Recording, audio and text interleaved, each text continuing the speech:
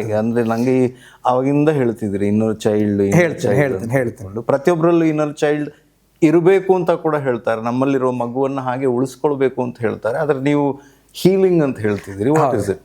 ಈಗ ನಾವು ಡೆವಲಪ್ಮೆಂಟಲ್ ಸೈಕಾಲಜಿಯನ್ನು ನೋಡಿದ್ರೆ ಪ್ರತಿಯೊಬ್ಬ ವ್ಯಕ್ತಿ ಬೆಳಿಬೇಕಾದ್ರೆ ಬೇರೆ ಬೇರೆ ರೀತಿಯಾದಂಥ ಅನುಭವಗಳಾಗ್ತವೆ. ಕೆಲವು ಅನುಭವಗಳು ನಮ್ಮಲ್ಲಿ ಫಂಕ್ಷನಲ್ ಪ್ಯಾಟರ್ನ್ಗಳನ್ನು ಕ್ರಿಯೇಟ್ ಮಾಡ್ಬೋದು, ಅಂದರೆ ಹೇಳ್ತೇನೆ. ಇನ್ನೊಂದು ಕೆಲವು ಡಿಸ್ಫಂಕ್ಷನಲ್ ಪ್ಯಾಟರ್ನ್ಗಳನ್ನು ಕ್ರಿಯೇಟ್ ಮಾಡ್ಬೋದು. ಉದಾಹರಣೆಗೆ, ನೀವೇನೋ ಒಂದು ಮಗುವಾಗಿದ್ದಾಗ ಏನೋ ಒಂದು ಚಿತ್ರ ಬಿಡಿಸಿದ್ರಿ, ನಿಮಗೆ ನಿಮ್ಮ ಹೆತ್ತವರಾಗಿರ್ಬೋದು ಅಥವಾ ಹಿರಿಯರಾಗಿರ್ಬೋದು ಅಥವಾ ಗುರುಗಳಾಗಿರ್ಬೋದು, ಅವರು ನಿಮಗೆ ಪ್ರೋತ್ಸಾಹದಾಯಕವಾದಂಥ ಮಾತುಗಳನ್ನು ಆಡಿದರೆ ನೀವು ಆ ಚಿತ್ರ ಬಿಡಿಸುವಂಥ ಒಂದು ನಿಮ್ಮಲ್ಲಿ ಏನು ಪ್ರತಿಭೆ ಇದೆ ಅದನ್ನು ಹೆಚ್ಚು ಮಾಡ್ತಾ ಹೋಗ್ಬೋದು. ಯಾಕೆಂದರೆ ನಿಮಗೆ ಅಲ್ಲೊಂದು ಪೂರಕವಾದಂಥ ವಾತಾವರಣ ಸೃಷ್ಟಿ ಸಿಗುತ್ತೆ, ಅದು ಬೆಳೀತಾ ಹೋಗುತ್ತೆ, ಅದಕ್ಕೆ ಫ್ಯೂಲ್ ಸಿಗುತ್ತೆ. ಹೌದು. ಅದೇ ನೀವು ಚಿತ್ರ ಬಿಡಿಸಿದಾಗ ಅದಕ್ಕೆ ಅವ್ರು ಯಾವುದೇ ರೀತಿಯಾದಂಥ ರಿಯಾಕ್ಷನ್ ಕೊಡಲಿಲ್ಲ ಅಂತಾದರೆ, ಅಥವಾ ಅದಕ್ಕೆ ನಿಂದನೆ ಮಾಡಿದರು, ನೀನು ಎಂಥ ಚಿತ್ರ ಬಿಡಿಸಿದ್ದೆ ಸುಮ್ಮನೆ ಅಂತ ಹೇಳಿದರು ಅಂತಾದರೆ, ನೀವು ಅದನ್ನು ನಿಲ್ಲಿಸ್ತಾ ಹೋಗ್ತೀರಿ. ಹೌದಾ? ಅದೇ ರೀತಿ ತಂದೆ ತಾಯಿ ನಿಮಗೆ ಬೇಕಾದ ಸಂದರ್ಭದಲ್ಲಿ ಸಪೋರ್ಟ್ ಕೊಟ್ಟರು ಅಂತಾದರೆ ಅಲ್ಲೊಂದು ಟ್ರಸ್ಟ್ ಬೆಳೀತದೆ. ನನಗೆ ಯಾವುದೇ ಸಂದರ್ಭದಲ್ಲೂ ಒಂದು ಸಪೋರ್ಟ್ ಸಿಗಬಹುದು ಅನ್ನೋಂಥ ಒಂದು ಟ್ರಸ್ಟ್ ಬೆಳೀತದೆ. ಅದು ಫಂಕ್ಷನಲ್ ಪ್ಯಾಟರ್ನ್. ಆದರೆ ನಿಮಗೆ ಯಾವಾಗ ಸಪೋರ್ಟ್ ಬೇಕಿತ್ತು ಅಂತ ಇದ್ದ ಸಂದರ್ಭದಲ್ಲಿ ಸಪೋರ್ಟ್ ಸಿಗಲಿಲ್ವೋ ಆವಾಗ ಮಿಸ್ಟ್ರಸ್ಟ್ ಬೆಳಿಬಹುದು. That can become A dysfunctional pattern. ಈಗ ಎಷ್ಟೋ ಜನ ನೀವು ಮಾಮೂಲಾಗಿ ನೋಡಿರ್ತೀರಿ, ಟ್ರಸ್ಟ್ ಇಶ್ಯೂ ಇದೆ ಅಂತ ಹೇಳ್ತಾರೆ. ಟ್ರಸ್ಟ್ ಇಶ್ಯೂ ಎಲ್ಲಿಂದ ಬರ್ತದೆ? ಹಿಂದಿನ ಅನುಭವಗಳ ಕಾರಣದಿಂದಾಗಿ ಬರ್ತವೆ. ನಾವೀಗ ಏನು ಇದ್ದೇವೋ ಇದಕ್ಕೆ ಮೂಲ ಕಾರಣ ಏನು ಅಂದರೆ ನಮ್ಮ ಭೂತಕಾಲದ ಅನುಭವಗಳು ಪ್ರತಿಯೊಂದಕ್ಕೂ. ಹೌದು. ಹಾಗಾಗಿ ಇನ್ನರ್ ಚೈಲ್ಡ್ ಹೀಲಿಂಗ್ನಲ್ಲಿ ಏನು ಮಾಡ್ತೇವೆ ಅಂತಂದರೆ, ಈ ಏನು ಡಿಸ್ಫಂಕ್ಷನಲ್ ಪ್ಯಾಟರ್ನ್ ಏನಿದೆ ಒಬ್ಬ ವ್ಯಕ್ತಿಗೆ, ಅದು ಎಲ್ಲಿ ತೊಂದರೆ ಕೊಡ್ತಾ ಇದೆ. ಈಗ ಉದಾಹರಣೆಗೆ ಕೋಪ ಬರುವಂಥದ್ದು ಇರ್ಬೋದು. ಕೋಪ ಬರುವುದು ತಪ್ಪ ಅಂತ ಕೇಳಿದ್ರೆ ತಪ್ಪಲ್ಲ, ಆದರೆ ಆ ಕೋಪ ನಮ್ಮ ಕಂಟ್ರೋಲಲ್ಲಿ ಇಲ್ಲದೆ ಬರ್ತದೆ ಅಂತಾದಾಗ ಅದು ಎಲ್ಲೋ ಒಂದು ಕಡೆ ಅವರಿಗೆ ಅದು ಡಿಸ್ಫಂಕ್ಷನಲ್ ಪ್ಯಾಟರ್ನ್ ಆಗಿ ಕಾಣಿಸ್ಕೊಳ್ಬೋದು. ಉದಾಹರಣೆಗೆ ಒಂದೇ ವಿಷಯ, ನನಗೆ ಕೋಪ ಬರದೇ ಇರ್ಬೋದು, ನಿಮಗೆ ಕೋಪ ಬರ್ಬೋದು. ಹಾಗಿದ್ರೆ ಈ ವಿಷಯದಿಂದ ಕೋಪ ಬರ್ತಾ ಇದೆಯಾ? ಇಲ್ಲ, ನಮ್ಮಲ್ಲಿರುವ ಟ್ರಿಗರ್ಗಳಿಂದಾಗಿ ಕೋಪ ಬರ್ತಾ ಇದೆ. ಸೊ ಇದರಲ್ಲಿ ಈ ಮೆಥಡಾಲಜಿಯಲ್ಲಿ ನಾವೇನು ಮಾಡ್ತೇವೆ ಅಂದರೆ, ಈ ಪ್ಯಾಟರ್ನನ್ನು ಫಸ್ಟ್ ಹುಡುಕಿಕೊಂಡು ಆ ಪ್ಯಾಟರ್ನಿನ ಮೂಲ ಎಲ್ಲಿದೆ, ಎಲ್ಲಿಂದ ಶುರುವಾಯಿತು ಅಂತ ಹಿಪ್ನಾಸಿಸ್ನ ಮೂಲಕ ಅಲ್ಲಿಗೆ ಹೋಗ್ತೇವೆ. ಮೂಲದ ಆರಂಭದ ಫಸ್ಟ್ ಇನ್ಸಿಡೆಂಟ್ ಎಲ್ಲಿಂದ ಶುರುವಾಯಿತು ಅನ್ನೋದನ್ನು ನೋಡಿಕೊಂಡು ಅಲ್ಲಿ ಹೀಲ್ ಮಾಡೋದು ಅಂತ ಅಂದ ತಕ್ಷಣ, ಅಗೇನ್ ಇನ್ನರ್ ಚೈಲ್ಡ್ ಹೀಲಿಂಗ್ ಅನ್ನು ತುಂಬ ಜನ ಬೇರೆ ಬೇರೆ ರೀತಿಯಲ್ಲಿ ಇಂಟರ್ಪ್ರಿಟ್ ಮಾಡ್ತಾರೆ, ಬೇರೆ ಬೇರೆ ರೀತಿಯಲ್ಲಿ ಅದನ್ನು ಕಲಿಸ್ತಾರೆ ಕೂಡ. ನಾನು ಕಲಿತ ಮೆಥಡಾಲಜಿಯಲ್ಲಿ ಮಗುವಿಗೆ ಪ್ರತಿ ಸತಿ ಪ್ಯಾಂಪರಿಂಗ್ ಮಾಡಬೇಕಾಗಿಲ್ಲ. ಮಗು ಅಂದ ತಕ್ಷಣ ಪ್ಯಾಂಪರಿಂಗ್ ಮಾಡಿಬಿಟ್ಟಲ್ಲಿಗೆ ಎಲ್ಲ ಸಮಸ್ಯೆ ಸಾಲ್ವ್ ಆಗ್ತದೆ ಅಂತ ನಾವು ಅಂದ್ಕೊಂಡಿರ್ತೇವೆ. ಹಾಗಲ್ಲ, ಅದು ಡೇಂಜರಸ್ಸೇ. ಸೊ ಆ ಸಂದರ್ಭದಲ್ಲಿ, ಆ ಪರಿಸ್ಥಿತಿಯಲ್ಲಿ ಆ ಮಗುವಿಗೆ ಯಾವ ರೀತಿಯಾದಂಥ ಸಪೋರ್ಟ್ ಸಿಸ್ಟಮನ್ನು ನಾವು ಕ್ರಿಯೇಟ್ ಮಾಡಬೇಕಿತ್ತು ಅನ್ನೋದನ್ನು ನಾವು ಅಲ್ಲಿ ಅವಲೋಕಿಸಿಕೊಂಡು ಅದಕ್ಕೆ ಬೇಕಾದಂಥ ಸಪೋರ್ಟ್ ಸಿಸ್ಟಮನ್ನು ಕರೆಂಟ್ ಅಡಲ್ಟಿಂದಲೇ ಕ್ರಿಯೇಟ್ ಮಾಡ್ತೇವೆ. So therapist only is A facilitator. Therapist doesn't play the role of support system. We create A support system for the child from the adult. So ಆವಾಗ ಏನಾಗ್ತದೆ ಅಂದರೆ ಅಲ್ಲಿ ಹೀಲಿಂಗ್ ನಡೀತದೆ. ಸೊ ಆ ಮೂಲಕ ಆಮೇಲೆ ಮತ್ತೆ ಆ ಥರದ್ದೇ ಸಿಮಿಲರ್ ಸಿಚುವೇಶನ್ಗಳಿದ್ರೆ ಅವುಗಳನ್ನು ಹೀಲ್ ಮಾಡ್ತಾ ಮಾಡ್ತಾ ಮಾಡ್ತಾ ವಾಪಸ್ ಬಂದಾಗ, ಸೊ ಅದಕ್ಕೆ ನಾನು ಸೈಕೋ ಸರ್ಜರಿ ಅಂತ ಹೇಳಿದ್ದು. ಇಲ್ಲಿಂದ ಶುರು ಮಾಡಿ ಅದರ ಬುಡದವರೆಗೆ ಹೋಗಿ ಅಲ್ಲಿ ಹೀಲ್ ಮಾಡಿ ವಾಪಸ್ ಬಂದು ಸ್ಟಿಚ್ ಮಾಡೋಲ್ವರೆಗೂ ಕೆಲಸ ಇದೆ ಥೆರಪಿಸ್ಟಿಗೆ. ಅದಷ್ಟು ಮಾಡಿದ ಮೇಲೇ ಆಮೇಲೆ 1-2-3 ದಿನದಲ್ಲಿ ಆ ಹೀಲಿಂಗ್ನ ಇಂಪ್ಯಾಕ್ಟ್ ಕಾಣಿಸ್ಲಿಕ್ಕೆ ಶುರು ಆಗ್ತವೆ. ಇನ್ನರ್ ಚೈಲ್ಡ್ ಅನ್ನೋ ಪದಾನೇ ಇದಕ್ಕೆ ಸೂಕ್ತನಾ, ಅಥವಾ ಆ ರೀತಿಯ ಇಂಪ್ಯಾಕ್ಟ್ಗಳು ಬರೀ ಮಗುವಿದ್ದಾಗ ಆಗಿದ್ರೆ ಮಾತ್ರ ಆಗೋದಾ, ಅಥವಾ ಇಲ್ಲ? ಇನ್ನರ್ ಚೈಲ್ಡ್ ಅಂತ ನಾವು ನಮ್ಮ ಥೆರಪಿಟಿಕ್ ಲ್ಯಾಂಗ್ವೇಜಲ್ಲಿ ಈಗ ನನ್ನನ್ನೇ ನಾನು ಹೇಳೋದಾದರೆ, ನಿನ್ನಿನ ಅಕ್ಷರನೂ ಇವತ್ತಿನ ಅಕ್ಷರನಿಗೆ ಚೈಲ್ಡ್ ಅಂತ ಕನ್ಸಿಡರ್ ಮಾಡ್ತೇವೆ. ಹಾಗಾಗಿ ಅದಕ್ಕೆ ಮಗುವಾಗಿದ್ದಾಗ ಅಷ್ಟೇ ಅಂತಲ್ಲ, ಬೇಸಿಕಲಿ ಎವ್ರಿ ಡೇ ಅನ್ನೋ ಥರ. ಎಕ್ಸಾಕ್ಟ್ಲಿ, ಹೊಸ ಹುಟ್ಟು ಪಡಿತಾ ಇರ್ತೀವಿ. ನಿನ್ನೆಗಿಂತ ಇವತ್ತು ಒಂದು ದಿನ ದೊಡ್ಡದಾಗಿರ್ತೀವಿ. ಅಥವಾ ಎಷ್ಟೋ ಸರ್ತಿ ನನ್ನ ಕೆಲವು ಸೆಷನ್ಗಳಲ್ಲಿ ಬೆಳಗ್ಗೆನಿಂದ ಸಂಜೆ ವ್ಯತ್ಯಾಸವನ್ನು ನಾವು ನೋಡ್ಲಿಕ್ಕೆ ಸಿಕ್ಕಿದೆ. ಸೊ ಹಾಗಾಗಿ anything that has happened in the past will be considered as N inner child. Okay. So literal meaning ಅನ್ನು ತಗೋಬೇಕಾಗಿಲ್ಲ ಇಲ್ಲಿ? ಇಲ್ಲ, ಖಂಡಿತವಾಗ್ಲೂ ಇಲ್ಲ. ಮತ್ತು ಇದರಲ್ಲಿ ಹೇಗೆ ಅಂದರೆ, ನೀವು ಇದು ಒಂದೇ ಮೆಥಡನ್ನು ಮೇಜರಾಗಿ ಯೂಸ್ ಮಾಡ್ತೀರಾ? ಅಫ್ಕೋರ್ಸ್ ನೀವು ರಿಗ್ರೆಷನ್ ಇತ್ಯಾದಿ ಮೆನ್ಷನ್ ಮಾಡಿದ್ರಿ. ಬೇರೆ ಯಾವ ಮೆಥಡನ್ನು ಯೂಸ್ ಮಾಡ್ತೀರಾ ಮತ್ತು ಹೇಗೆ ಇದ್ರದ್ದು ಕಂಪ್ಯಾರಿಟಿವ್ಲಿ ಹೇಗೆ ಸಕ್ಸಸ್ ರೇಟನ್ನು ಹೇಗೆ ಮೆಜರ್ ಮಾಡ್ತೀರಾ? ಹಾಂ, ಈಗ ಉದಾಹರಣೆಗೆ ಹೇಳುವುದಂತಂದರೆ, ಯಾಕೆ ನಾನು ಇನ್ನರ್ ಚೈಲ್ಡ್ ಹೀಲಿಂಗ್ನ ಬಗ್ಗೆ ಇಷ್ಟೊಂದು ಸ್ಟ್ರೆಸ್ ಮಾಡ್ತಾ ಇದ್ದೇನೆ ಅಂತಂದರೆ, ನಮ್ಮ ಎಷ್ಟೋ ಮೆಂಟಲ್ ಹೆಲ್ತ್ ಪ್ರಾಕ್ಟೀಷನರ್ಗಳು ಕೂಡ ಇದನ್ನು ಇನ್ನೂ ಒಪ್ಪುತ್ತಾ ಇಲ್ಲ. ಇದು ನಿಜವಾಗ್ಲೂ ವರ್ಕ್ ಆಗ್ತದೆ ಅನ್ನೋದ್ರ ಬಗ್ಗೆ ಅವ್ರಿಗೂ ಅರಿವು ಬಂದಿಲ್ಲ. ಆದರೆ ಹೇಗೆ ವರ್ಕ್ ಆಗ್ತದೆ ಅನ್ನೋದನ್ನು ನಾನು ಕಂಡುಕೊಂಡಿದ್ದೇನೆ. ಹಾಗಾಗಿ ಕಳೆದ ಜುಲೈಯಲ್ಲಿ ನಾನು ಲಿಂಕನ್ ಯೂನಿವರ್ಸಿಟಿ ಮಲೇಷ್ಯಾದಲ್ಲಿ ಹೋಗಿ ಇದ್ರ ಬಗ್ಗೆ ಲೆಕ್ಚರ್ ಕೊಟ್ಟಾಗ ಅಲ್ಲಿನ ಸೈಕಾಲಜಿಸ್ಟ್ಗಳು ಕೂಡ ನನ್ನನ್ನು ಪ್ರಶ್ನೆ ಮಾಡಿದರು. ಯಾಕೆ ಅಂತಂದರೆ, ಸಾಮಾನ್ಯವಾಗಿ ನಾವು ಒಪ್ಕೊಂಡಿರೋದು CBTಯನ್ನೇ ಇನ್ನೂ ಕೂಡ. ಯಾಕೆಂದರೆ ಅದನ್ನೇ ನಾವು ಎವಿಡೆನ್ಸ್ ಬೇಸ್ಡ್ ಮೆಥಡ್ ಅಂತ ಹೇಳ್ತೇವೆ. ಅದಕ್ಕೂ ಕಾರಣ ಏನು ಅಂತಂದರೆ, ಈಗ ನಮ್ಮ ಸೈಂಟಿಫಿಕ್ ಭಾಷೆಯಲ್ಲಿ ಎವಿಡೆನ್ಸ್ ಅನ್ನೋದಕ್ಕೆ ಮೇಜರಾಗಿ ಅಥವಾ ಅದನ್ನು ಸೈಂಟಿಫಿಕ್ ಅಂತ ಹೇಳೋದಕ್ಕೆ ಮೂಲ ಆಧಾರಗಳೇನು ಅಂದರೆ ರಿಲಯಬಿಲಿಟಿ ಮತ್ತು ವ್ಯಾಲಿಡಿಟಿ.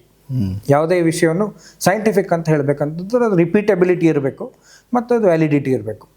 ಇನ್ನರ್ ಚೈಲ್ಡಲ್ಲಿ ಏನಾಗ್ತದೆ ಅಂತಂದರೆ, ಅದನ್ನು ಪ್ರಾಕ್ಟೀಸ್ ಮಾಡುವಂಥವರ ಸಂಖ್ಯೆ ಕಡಿಮೆ ಇದೆ ಮತ್ತು ಅದಕ್ಕೆ ಅದನ್ನು ಸೈಂಟಿಫಿಕ್ ಏನು ಎನಾಲಿಸಿಸ್ಗೆ ಇನ್ನೂ ಸರಿಯಾಗಿ ಒಡ್ಕೊಂಡಿಲ್ಲ. ಆ ಕಾರಣ ಅಂದರೆ ಈಗ ಅದಕ್ಕೆ ಫಸ್ಟ್ ಆಫ್ ಆಲ್ ಮಾಡೋರ ಸಂಖ್ಯೆನೇ ಕಡಿಮೆ, ಪ್ರಾಕ್ಟೀಷನರ್ಗಳೇ ಕಡಿಮೆ ಇದ್ದಾರೆ. ಮತ್ತು ಮಾಡಬೇಕಾದ್ರೆ ಥೆರಪಿಸ್ಟ್ಗೆ ಒಂದು ದೊಡ್ಡ ಸ್ಕಿಲ್ ಇರಬೇಕು. ಏನು ಅಂತಂದರೆ, ಈ ರಿಗ್ರೆಷನ್ ಮಾಡಿದಾಗ ಅಲ್ಲಿ ಏನು ಬೇಕಾದರೂ ಪಾಪಪ್ ಆಗಬಹುದು.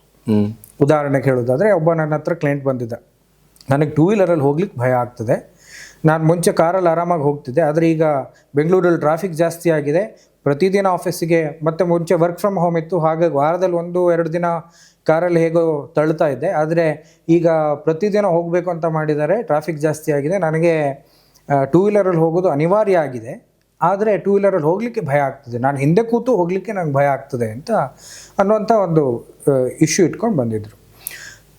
ಇದಕ್ಕೇನು ಕಾರಣ ಅಂತ ನಾವು ರಿಗ್ರೆಸ್ ಮಾಡ್ತಾ ಹೋದಾಗ, ಅವರು 11 ವರ್ಷದಲ್ಲಿದ್ದಾಗ ಅವ್ರ ಚಿಕ್ಕಪ್ಪ ಒಂದು ಬೈಕ್ ಆಕ್ಸಿಡೆಂಟ್ನಲ್ಲಿ ತೀರಿ ಹೋಗಿರ್ತಾರೆ.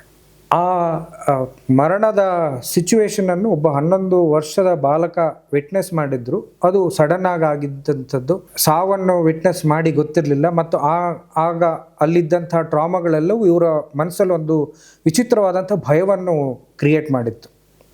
ಸೊ ಆ ಕಾರಣದಿಂದಾಗಿ ಬೈಕ್ ಅಂತ ಅಂದ ಕೂಡಲೇ ಅವರಿಗೆ ಎಲ್ಲೋ ಒಂದು ಕಡೆ ಆ ಭಯ ಟ್ರಿಗರ್ ಆಗ್ತಾ ಇತ್ತು. ಅವರು ಡೈರೆಕ್ಟಾಗಿ ಅದನ್ನು ಎಕ್ಸ್ಪೀರಿಯೆನ್ಸ್ ಮಾಡಬೇಕಾಗೇ ಇಲ್ಲ, ಆಗಿಲ್ಲ. ಆ ಬೈಕಿನಿಂದ ತೀರು ಹೋಗಿದ್ದಾರೆ, ಆಕ್ಸಿಡೆಂಟ್ ಆಗಿದೆ ಅನ್ನುವಂಥ ಒಂದು ಚಿತ್ರಣ ಅವರು ನೋಡಿದ್ರು, ಅದರಿಂದ ಉಂಟಾಗಿದ್ದಂಥ ಭಯವೇ ಸಾಕಾಗಿತ್ತು. ಸೊ ಯಾವಾಗ ನಾವು ರಿಗ್ರೆಸ್ ಮಾಡಿ ಅಲ್ಲಿಗೆ ತಲುಪಿದ್ವೋ, ಅದನ್ನು ಆಮೇಲೆ ಏನು ಹೀಲ್ ಮಾಡಿದ್ವೋ, ಅದಾದ ಮೇಲೆ ನಾವು ಯಾವಾಗ ಹೊರಗೆ ಬಂದ್ವೋ, ಆಮೇಲಿಂದ ಅವ್ರು ಆರಾಮಾಗಿ ಬೈಕಲ್ಲಿ ಹೋಗಲಿಕ್ಕೆ ಸಾಧ್ಯ ಆಗ್ತಾ ಇದೆ. ಸೊ ಈ ಥರ ಇನ್ನರ್ ಚೈಲ್ಡ್ ಹೀಲಿಂಗ್ ವರ್ಕ್ ಆಗ್ತದೆ. ಸೊ ಏನಿತ್ತು, ಭಯ ಇತ್ತು. 2 ವೀಲರಲ್ಲಿ ಹೋದರೆ ಪ್ರತಿ ಸರ್ತಿ ಆಕ್ಸಿಡೆಂಟ್ ಆಗಬೇಕಾಗಿಲ್ಲ ಅನ್ನುವಂಥದ್ದು ಅವ್ರ ಬುದ್ಧಿಗೆ ಗೊತ್ತಿದ್ದಂಥ ವಿಷಯ.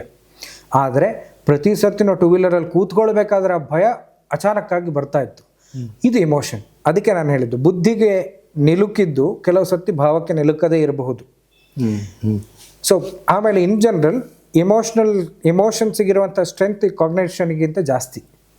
ಹಾಗಾಗಿ ಭಯ ಅನ್ನೋದು ಏನು ಹುಟ್ಕೊಳ್ತದೋ, ಅದು ಹುಟ್ಕೊಂಡಾದ ಮೇಲೆ ಅವರಿಗೆ ಅಲ್ಲಿ ಆಮೇಲೆ ಅದು ನಿಮ್ಮ ಬುದ್ಧಿ ಎಷ್ಟೇ ಇಲ್ಲ ಭಯಪಡಬೇಕಾಗಿಲ್ಲ ಅಂತ ಹೇಳಿದರೂ ಕೂಡ ಇದು ಓವರ್ ಪವರ್ ಮಾಡ್ತಾಯಿತ್ತು. ಇದು ಹೀಲ್ ಆದಮೇಲೆ ಅವ್ರಿಗೆ ಆ ಭಯ ಇರಲಿಲ್ಲ. ಸೊ ಈ ಥರ ಇನ್ನರ್ ಚೈಲ್ಡ್ ಹೀಲಿಂಗ್ ವರ್ಕ್ ಆಗ್ತದೆ. ಒಂದು ರೀತಿಯಲ್ಲಿ ನೀವು ಇಂಡೈರೆಕ್ಟಾಗಿ ಇಮೋಷನನ್ನು ಬೆಟರ್ ಆಗಿ ಹ್ಯಾಂಡಲ್ ಮಾಡೋದು ಅತಿ ಮುಖ್ಯ, ಅದ್ರ ಮೇಲೆ ವರ್ಕ್ ಮಾಡೋದು ಜಾಸ್ತಿ ಮುಖ್ಯ. ಈ ಕಾಗ್ನಿಟಿವ್ ಆ್ಯಂಡ್ ಬಿಹೇವಿಯರಲ್ ಇದಕ್ಕಿಂತ ಅದು ಶ್ರೇಷ್ಠ ಅಂತ ಹೇಳೋದು ಖಂಡಿತವಾಗ್ಲೂ. ಯಾಕೆಂತಂದರೆ ನಾನು ಮುಂಚೆ ಕಾಗ್ನಿಟಿವ್ ಬಿಹೇವಿಯರ್ ಥೆರಪಿಯನ್ನೇ ಮಾಡ್ತಾ ಇದ್ದವನು. ಎಮೋಷನ್ಗಳ ಬಗ್ಗೆ ನನ್ನ ಗಮನ ಬಹಳ ಕಡಿಮೆ ಇತ್ತು. ಮತ್ತು CBTಯೇ ವರ್ಕ್ ಆಗ್ತಾ ಇದೆಯಲ್ಲ, ನನಗೆ ಪ್ರಾಕ್ಟೀಸ್ ಮಾಡಿ ಇನ್ನೊಂದು 2-3 ವರ್ಷ ಆಗಿತ್ತು. ಹಾಗೆ ನನಗೆ ಅದೇ ಮಾಧ್ಯಮ ಅಥವಾ ಟ್ರೀಟ್ಮೆಂಟ್ ಮಾಡಲಿಕ್ಕೆ ಅದೇ ಮೂಲ ಒಂದು ಮೆಥಡಾಲಜಿ ಅಂತ ಅಂದ್ಕೊಂಡಿದ್ದವನು ನಾನು. ಒಂದು ರಿಫ್ರೆಷರ್ ಕೋರ್ಸಿಗೆ ಹೋಗಿದ್ದೆ. ಅಲ್ಲಿ ನನ್ನ ಗುರುಗಳು ರಘು ಅನಂತ ನಾರಾಯಣನ್ ಅಂತ, ಅವರು ನನ್ನ ಈ ಇಡೀ ಏನು ಕಲ್ಪನೆ ಇತ್ತು ಅದನ್ನು ಭೇದಿಸಿದವರು ಅವರು ಹೀಗೆ ಒಂದು 10 ಜನ ಕೂತಿದ್ವಿ. ನೀನು ನಿನ್ನ ಇಮೋಷನ್ಸ್ ಬಗ್ಗೆ ಮಾತಾಡು ಅಂತಂದಾಗ ನಾನು ಹೇಳಿದ್ದೆ, ನಾನು ಐ ಆಮ್ ಎನ್ ಇಮೋಷನ್ಲೆಸ್ ಪರ್ಸನ್ ಅಂತ ಅಂದಿದ್ದೆ. ಅದರಲ್ಲೇ ನನಗೊಂದು ಅಹಂಕಾರ ಇತ್ತು. ಅಂದರೆ ನಮ್ಮಲ್ಲಿ ಸಾಧಾರಣವಾಗಿ ನಾವೇನು ಹೇಳ್ತೇವೆ, ನೀವು ಇಮೋಷ್ನಲ್ ಆಗಿರಬೇಡ, ಪ್ರಾಕ್ಟಿಕಲ್ ಆಗಿ ಯೋಚನೆ ಮಾಡು, ರ್ಯಾಷನಲ್ ಆಗಿರು ಅಂತ ಸಾಧಾರಣವಾಗಿ ನಮ್ಮ ಸಮಾಜದಲ್ಲಿ ಹೇಳುವಂಥದ್ದು. ಈಗ ಆ ಕಾರಣದಿಂದಾಗಿ ನಾನೇನು ಅಂದ್ಕೊಂಡಿದ್ದೆ, ಇಮೋಷನ್ ಇರುವಂಥದ್ದೇ ನಮ್ಮ ವೀಕ್ನೆಸ್ ಅಂತ ನಾನು ಅಂದ್ಕೊಂಡಿದ್ದವನು. ನನಗೆ ನಾನು ಇಮೋಷನ್ಲೆಸ್ ಪರ್ಸನ್ ಅಂತಂದರೆ ಅವ್ರು ಕೇಳಿದ್ರು, ಹಾಗಿದ್ರೆ how come you are a psychologist ಅಂತ ಕೇಳಿದ್ರು. ವಾವ್, ನಿಮ್ಮನ್ನು ಶೇಕ್ ಮಾಡಿಬಿಡ್ತು. ನಾನು ಆ ದಿವಸ ಇಡೀ ರಾತ್ರಿ ನಿದ್ದೆನೇ ಮಾಡಲಿಲ್ಲ. ನಾನು ಇಮೋಷನ್ ಇಲ್ಲ ಅಂದರೆ you are unfit to become a psychologist ಅಂತಲೂ ಅಂದರು. ಆ ಲೆವೆಲ್ಗೆ? ಹೌದು. ಆಮೇಲೆ ಆ ಇಡೀ ರಾತ್ರಿ ನಿದ್ದೆ ಮಾಡಿದೆ. ಮರುದಿವಸ ಅವ್ರ ಹತ್ರ ಹೋಗಿ ಹೇಳಿದೆ, ನನ್ನನ್ನು ನೀವು ಟ್ರೈನ್ ಮಾಡಬೇಕು, ಯಾಕೆಂದರೆ ನನಗೆ ಒಬ್ಬ ಒಳ್ಳೆಯ ಸೈಕಾಲಜಿಸ್ಟ್ ಆಗಬೇಕಂತಿದೆ. ನೀವು ಹೇಳಿದ್ದು ಏನು ಅಂತ ನನಗೆ ಅರ್ಥ ಆಗಲಿಲ್ಲ, ಯಾಕೆಂದರೆ ಅನ್ಫಿಟ್ ಅಂತ ಅಂದ ತಕ್ಷಣ ನಾನು ಆಲ್ರೆಡಿ ನನಗೆ ಕ್ಲೈಂಟ್ಗಳು ನಾನು ಟ್ರೀಟ್ ಮಾಡ್ತಾ ಇದ್ದೇನೆ, ಅವ್ರಿಗೆ ರಿಸಲ್ಟ್ ಚೆನ್ನಾಗಿ ಬರ್ತದೆ. ಬಟ್ ನೀವು ಅನ್ಫಿಟ್ ಅಂತ ಅಂದಿದ್ದೀರಿ. ಇದೊಂದು ಅಭ್ಯಾಸ, ಯಾರೇ ನನ್ನನ್ನು ಕ್ರಿಟಿಸೈಸ್ ಮಾಡಿದ್ರೆ ಅದರಲ್ಲಿ ಅವ್ರು ಹೇಳಿದ್ದಲ್ಲಿ ಏನೋ ಒಂದು ಬಲ ಇದೆ ಅಂತಾದರೆ ನಾನು ಅವ್ರ ಹತ್ರ ಹೋಗಿ ಕಲಿಯೋದಕ್ಕೆ ಸಿದ್ಧ ಆಗ್ತಿದ್ದೆ. ಸೊ ಹಾಗೆ ಹೋದ ಕಾರಣ ಅವ್ರು ಆಮೇಲೆ ಹೇಳಿದರು, ಕಷ್ಟ ಇದೆ, 1 ವರ್ಷ ನೀನು ತರಬೇತಿ ಪಡಿಬೇಕು ಅಂತ. ಸೊ 1 ವರ್ಷ ಅವ್ರ ಹತ್ರ ಹೋಗಿ ಕಲಿತಾಗ ನನಗೆ ಈ ಇಡೀ ಇಮೋಷ್ನಲ್ ವರ್ಲ್ಡಿಗೆ ನನಗೆ ಎಂಟ್ರಿ ಸಿಕ್ಕಿತು. ನಮ್ಮ ನಾಟ್ಯಶಾಸ್ತ್ರದಲ್ಲಿ ನವರಸಗಳು ಅಂತ ಏನೋ ವಿವರಿಸಿದ್ದಾರೆ, ಅದೆಲ್ಲವೂ ಎಮೋಷನ್ಗಳೇ. ನನಗೆ ಅವರು ಇಡೀ ಎಮೋಷನಲ್ ವರ್ಲ್ಡ್ಗೆ ಎಂಟ್ರಿ ಕೊಟ್ಟಿದ್ದೆ ನವರಸದ ಮೂಲಕ. ಅದಕ್ಕೆ ಲಾಭ ಏನಾಯಿತು ಅಂದರೆ, ನಾನು ಬಾಲ್ಯದಲ್ಲಿ ಯಕ್ಷಗಾನ ಕಲ್ತಿದ್ದ ಕಾರಣ ನಾವು ಅಲ್ಲಿ ಅಭಿನಯ ಮಾಡ್ತಾ ಇದ್ವಿ, ಆದರೆ ನಮ್ಮ ಪರ್ಸನಲ್ ಲೈಫಿಗೆ ಬಂದಾಗ ಅದನ್ನು ಅನ್ವಯಿಸ್ಕೊಳ್ತಿರ್ಲಿಲ್ಲ. ಸೊ ನವರಸಗಳ ಮೂಲಕ ಎಮೋಷನ್ಗಳನ್ನು ಅರ್ಥ ಮಾಡ್ಕೊಂಡ ಮೇಲೆ ಅವರು ಸಿಂಪಲಾಗಿ ಹೇಳೋದು, we are humans because of our emotions, we are humans because of our humanity, our humaneness, it is not coming out of your cognition. ಈಗ ಉದಾಹರಣೆಗೆ ನೋಡಿ, ಆರ್ಟಿಫಿಷಿಯಲ್ ಇಂಟೆಲಿಜೆನ್ಸ್ ಬಂದು ಈಗ ಎಲ್ಲರೂ ಮಾತಾಡ್ತಾ ಇದ್ದಾರೆ, ಇಂಟೆಲಿಜೆನ್ಸ್ ಅನ್ನೋದು ಒಂದು ಮೆಷಿನಿಗೂ ಇದೆ, ಮೆಷಿನು ಕಲಿಯಬಹುದು. ನಾವೇನು ಯೋಚನೆ ಈಗ ಏನು ಡೇಟಾ ಇದೆಯೋ ಅದರ ಆಧಾರದ ಮೇಲೆ ಅದು ಆಲೋಚನೆ ಮಾಡ್ತದೆ ಅಂತ ಹೇಳ್ತಾರೆ. ಇನ್ನು ಮುಂದಿನ ಲೆವೆಲ್ಗೆ ಹೋದರೆ ಅದು ಸೂಪರ್ ಇಂಟೆಲಿಜೆನ್ಸ್ ಅಂತ ಏನೋ ಕರೀತಾರೆ. ನಾನು ಟೆಕ್ನಾಲಜಿ ಪ್ರಕಾರ ಅಷ್ಟೇನು ತಿಳಿದವನಲ್ಲ, ಆದರೆ ಒಂದಷ್ಟು ಸೈಂಟಿಸ್ಟ್ಗಳ ಜೊತೆ ಮಾತಾಡಿದಾಗ ನಾನು ಏನು ಗ್ರಾಸ್ಪ್ ಮಾಡ್ಕೊಳ್ಳಬಲ್ಲೇನೋ ಅಷ್ಟು ಗ್ರಾಸ್ಪ್ ಮಾಡಿದ್ರ ಆಧಾರದ ಮೇಲೆ ಹೇಳೋದಂತಾದರೆ, ಸುಮಾರು ಅಷ್ಟು ವಿಷಯ ನಾವು ಇಂಟೆಲಿಜೆನ್ಸ್ ಅಂತ ನಾವು ಏನು ಅಂದ್ಕೊಳ್ತೇವೋ ಅದನ್ನಷ್ಟನ್ನು ಅದು ಮಾಡಲಿಕ್ಕೆ ಶುರು ಮಾಡಿದೆ. ಆದರೆ ನಮ್ಮ ಈ ಹ್ಯೂಮನ್ ಟಚ್, ಹ್ಯೂಮನ್ ಕನೆಕ್ಷನ್ ಅನ್ನೋದನ್ನು ಮೆಷಿನಿಗೆ ಕೊಡಲಿಕ್ಕೆ ಇನ್ನೂ ಸಾಧ್ಯ ಆಗ್ತಾ ಇಲ್ಲ. ಅಲ್ಲೇ ನಮ್ಮ ಮಾನವೀಯ ಸಂಬಂಧ ಅಂತ ಅನ್ನುವಂಥದ್ದು ನಮ್ಮ ಇಮೋಷನಿಂದಲೇ ಬರುವಂಥದ್ದು. ಇನ್ನೂ ಒಂದು ಉದಾಹರಣೆ ಕೊಡೋದಂತಾದರೆ, ನೀವು ಒಬ್ಬ ವ್ಯಕ್ತಿಯೊಟ್ಟಿಗೆ ಸ್ನೇಹ ಸಂಬಂಧವನ್ನು ಬೆಳೆಸಬೇಕು ಅಂತಾದರೆ ಅದು ನಿಮ್ಮ ಇಂಟೆಲೆಕ್ಚುಲಿಂದ ಬರುತ್ತೋ ಭಾವನೆಯಿಂದ ಬರ್ತದೋ? ಖಂಡಿತ ಭಾವನೆಯಿಂದ ಬರ್ತದೆ ಅಲ್ವಾ? ಇಂಟೆಲೆಕ್ಚುಲಿಂದಾಗ ನೀವು ಸಂಬಂಧ ಬೆಳೆಸ್ತೀರಿ ಅಂತಂದ್ರೆ ಅಲ್ಲೊಂದು ಕಾಂಪಿಟೇಷನ್ ಬರ್ತದೆ, ನನಗೆ ಹೆಚ್ಚು ಗೊತ್ತುಂಟೋ ನಿನಗೆ ಹೆಚ್ಚು ಗೊತ್ತುಂಟೋ, ನಾನು ಸರಿಯೋ ನೀನು ಸರಿಯೋ ಅಂತ. ಭಾವನಾತ್ಮಕವಾಗಿ ಸಂಬಂಧ ಬೆಳೆಸಿದಾಗ ಅಲ್ಲಿ ತಪ್ಪು ಸರಿಗಳ ಈ ವಿವೇಚನೆ ಇರುವುದೇ ಇಲ್ಲ, ನೀವು ಅವರನ್ನು ಭಾವನಾತ್ಮಕವಾಗಿ ಆಕ್ಸೆಪ್ಟ್ ಮಾಡ್ಕೊಳ್ತೀರ. ಹಾಗಾಗಿ ಮನುಷ್ಯ ಸಂಬಂಧ ಇರುವುದೆಲ್ಲವೂ ಭಾವನೆಗಳಲ್ಲೇ. ಹಾಗಾಗಿ ಸೈಕಾಲಜಿಕಲ್ ಇಂಟರ್ವೆನ್ಷನ್ ಆಗಬೇಕಾದ್ದು ಭಾವನೆಗಳ ಲೆವೆಲ್ನಲ್ಲಿ, ಕಾಗ್ನಿಷನಲ್ಲೆಲ್ಲ.